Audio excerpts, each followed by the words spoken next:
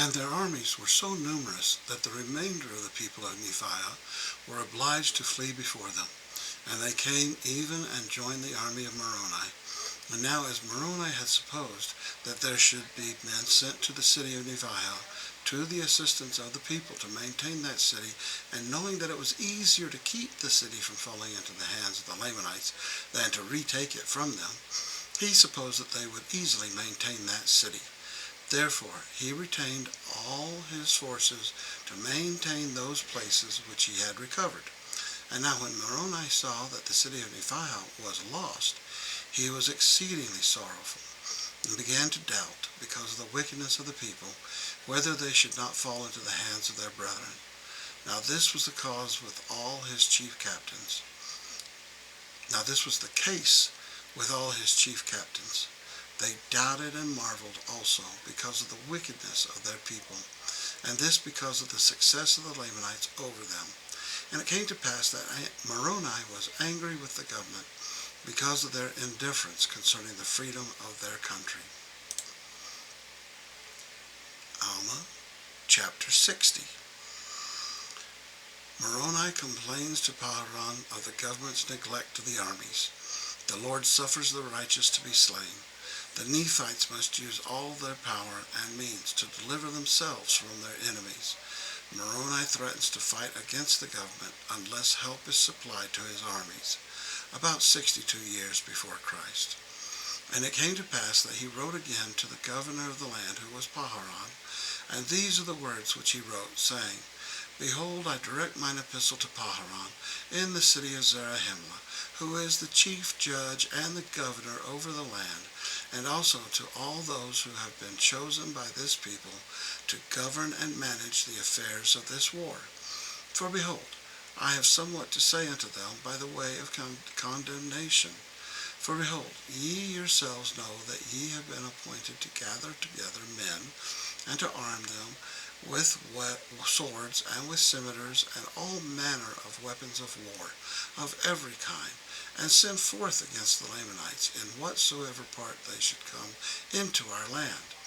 And now behold, I say unto you that myself, and also my men, and also Helaman and his men, have suffered exceedingly great sufferings, yea, even hunger, thirst, and fatigue, and all manner of afflictions of every kind.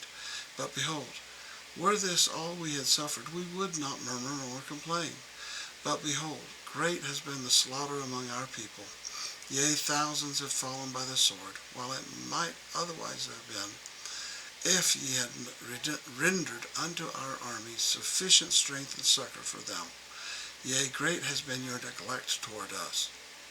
And now, behold, we desire to know the cause of this exceedingly great neglect. Yea, we desire to know the cause of your thoughtless state. Can you think to sit upon your thrones in a state of thoughtless stupor, while your enemies are spreading the work of death around you? Yea, while they are murdering thousands of your brethren. Yea, even they who have looked up to you for protection. Yea, have placed you in a situation that ye might have succored them. Yea, ye might have sent armies unto them, to have strengthened them, and have saved thousands of them from falling by the sword. But behold, this is not all.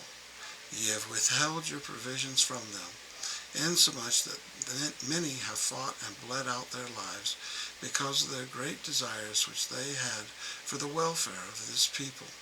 Yea, and this they have done when they were about to perish with hunger, because of your exceedingly great neglect towards them.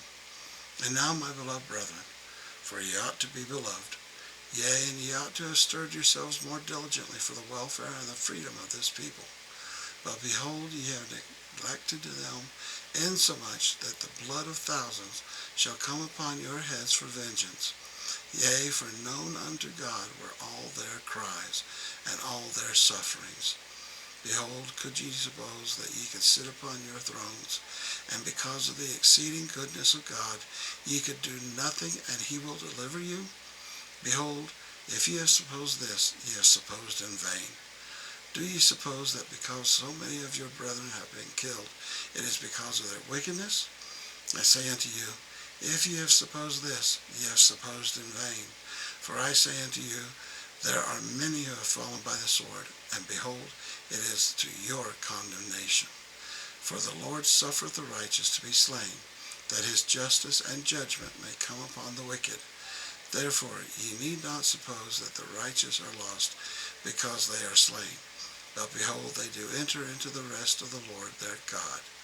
And now behold, I say unto you, I fear exceedingly that the judgments of God will come upon this people because of their exceeding slothfulness, yea, even the slothfulness of our government, and their exceedingly great neglect towards their brethren, yea, towards those who have been slain.